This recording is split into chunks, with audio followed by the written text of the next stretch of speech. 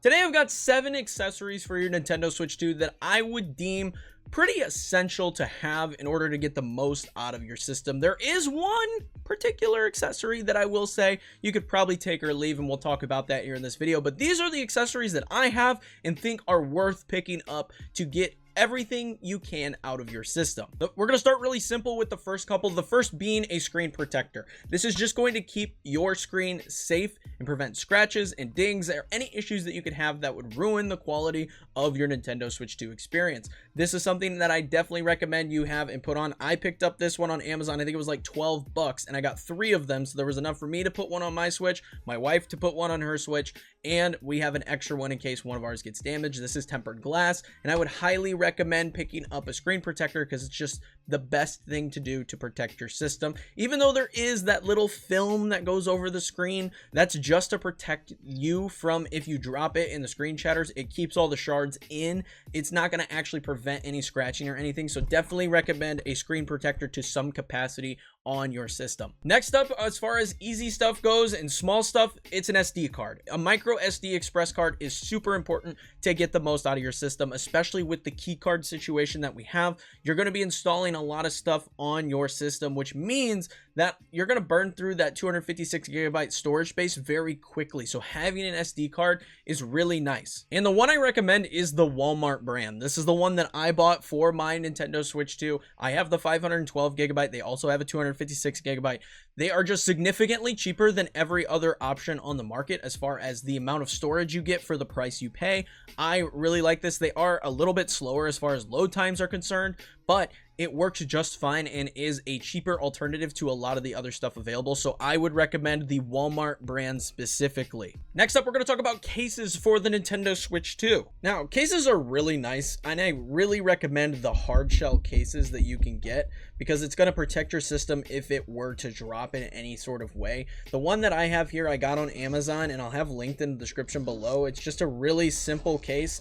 And I have another one that we're going to talk about later in this video that I would recommend as well. But this one, it's just nice to have, especially if you're a physical game collector, because it will store your games. You can do all of that. And this one in particular has a little compartment down here. You can put your charger in here, you can put headphones in here, you can do all that, and then the Switch would sit here with the games on top. So it's just going to keep your Switch safe if it were to fall while in this case. It's easier to transport this way. It's easier to take multiple games and stuff with you with this particular option. There are plenty of third-party cases available. Looking here, I'm bringing in my wife's case for her Switch 2.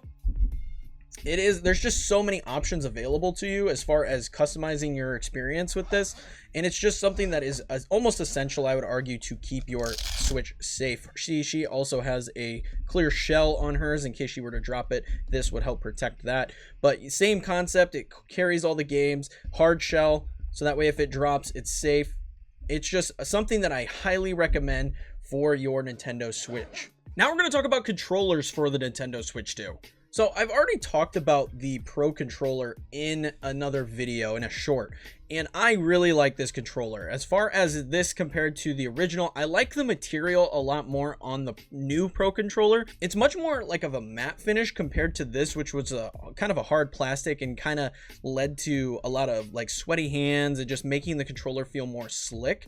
This one, I never have sweaty hands using this controller. I don't know what kind of voodoo magic they put into this particular controller, but it's just really nice. On top of that, this one has a headphone jack, whereas the original Switch Pro controller does not have a headphone jack, and it also has these 2 back buttons here that are reprogrammable, and this is a really nice addition to the controller. Now, I will just immediately say that this Pro controller that works for the original Switch does work on the Nintendo Switch 2. You are able to use this on the Nintendo Switch 2. For whatever reason, you can't boot up the Switch 2 from a sleep mode with this controller. You have to turn the Switch on and then this controller will sync, versus this one you can open up from a sleep mode to turning the console on. So it's kind of a weird thing, but if you are looking for a Pro controller, I still really like the original Pro controller, despite thinking that the new one is improved in every way possible. I do still like this one, so if you're looking for a cheaper alternative, this is still a solid pick. But if you have the money and are interested in a more premium option, the new Pro Controller is incredibly nice. However, I will say that the little grip that you get with the Switch 2 is actually a fantastic thing. It just works really, really well. And the thing I'll say is, with the new size of the Joy-Cons and this being bigger, this is a much more comfortable experience than the previous Switch was with the grip. This just feels so much nicer and is just more comfortable to hold and use. So this is a really solid option, and there is a charging grip option available that you can buy, so it actually plugs in and charges like a normal controller would, which is really nice. But the charging grip also has the reprogrammable buttons on the back, so if you're okay with just playing games with this thing and don't want to spend the extra money on a Pro Controller, getting the charging grip is a good option in my opinion, because of the addition of the reprogrammable buttons, but also just the ability to charge this, because this one does not have a Type-C charging access. So eventually your Joy-Cons are going to die and you got to throw them back on the system, versus if you got the charging grip, you will be able to recharge it and have those buttons on the back, which is a nice addition. And this is the charging grip, just so you guys are aware. And as I said, there are the reprogrammable buttons on the back here, which is really nice. Now, a lot of people have this confused, and I don't really know why, but this doesn't charge your Joy-Cons while they're hooked up. There is a Type-C port on this that you can plug into. See at the top there, you plug the Type-C charger in and it charges, much like you would with a normal controller. You just plug in the Type-C and it charges as you use it. It's not a charging bank for your Joy-Cons, it just charges the Joy-Cons. Now, the next accessory is free and something that you may have just left in your box for the Nintendo Switch 2, and that's actually the wrist straps. And the wrist straps are actually really nice, not for the sake of actually using them as a wrist strap, but for the sake of using them as a mouse mode adaptation for your Joy-Con. As you can see, they have these smooth surfaces here that make mouse mode play so much better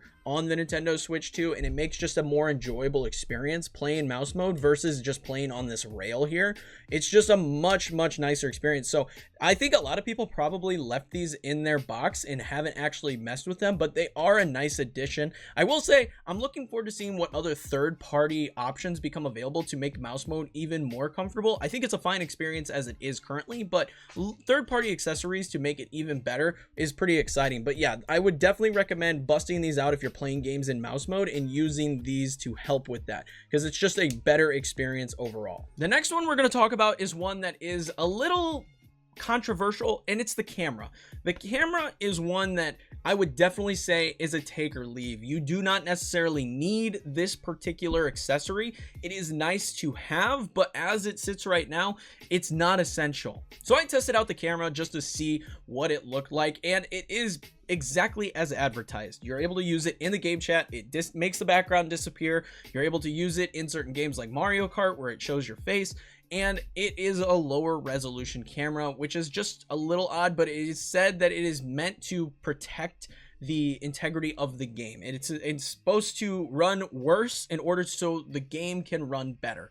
But it works just like that. It's lower resolution. You're able to see your friends in voice chat or in game, and it works pretty well. Currently, the only game that really utilizes the camera is Mario Kart, in being able to see your face while racing with other people. So there's not a whole lot of games currently that are utilizing this thing. I believe Mario Party Jamboree, the upgrade for Switch 2, is going to have some more camera options available that are going to be more useful for using this. But again, this is something that you don't necessarily need per se. It's just a nice to have thing, and it will be supported on some games, but not enough to really care.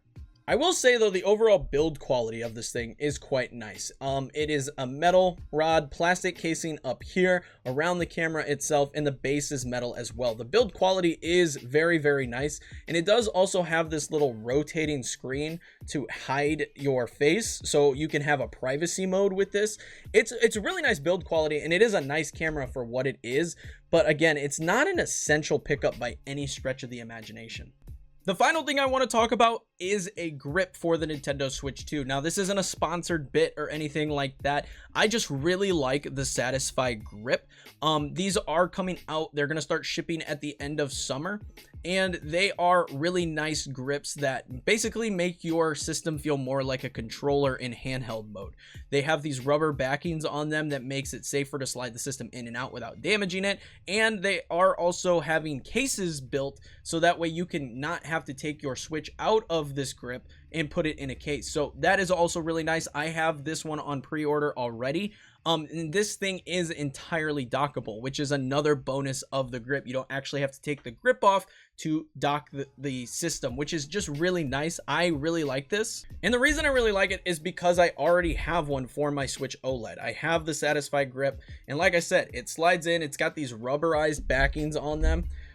So that way, when you slide the system in, it makes the system feel secure, but also doesn't damage the system by scraping it against the edges. And it's just a much more comfortable experience holding the system and having these little controller edges. Holding the system this way is just so much more comfortable. And it is a significant upgrade for the Switch 2 version of this particular grip, because this one didn't dock. You weren't able to dock your OLED with this grip on, but the new system does dock, which is really nice. So the Satisfy grip is one I cannot recommend enough. There's a lot of grips on the market, but the other one that I saw that looks really nice is the Genki grip. And the reason I think the Genki grip is so nice is because unlike the Satisfy grip, you are actually able to disconnect the Joy-Con with the grip still on the system, which is nice because you cannot do that with the Satisfy grip. On top of that, they do also have these adjustable controller additions that you can swap out based on your hand size to make the system more comfortable. It does also have a MagSafe port on there for a like rechargeable battery or something. So this is a really nice option as well. And this one too is dock compatible, which is really, really nice. So I would definitely say if you're interested in a grip, look at a bunch of different options available to you, because the Genki one is another really solid option. But that concludes my list of the accessories that you need to get the most out of your Nintendo Switch 2 system. And while I did say the camera wasn't essential to play certain games like Mario Party and get the most out of those games, you will need the camera. But that is my list. Let me know in the comments below if there's some accessories that you picked up for your Switch 2 that maybe I didn't cover in this particular video, or let me know which one of these you are using a lot. If you're using the Pro Controller a ton, let me know. If you're using the wrist straps, like I mentioned, let me know. Let me know all that. Leave a like, comment, and subscribe, because it helps me out, helps the video out, and helps the channel out immensely. Check out the Discord with people over there hanging out, talking Nintendo Switch 2, having a good time. Check that out. But until next time, peace.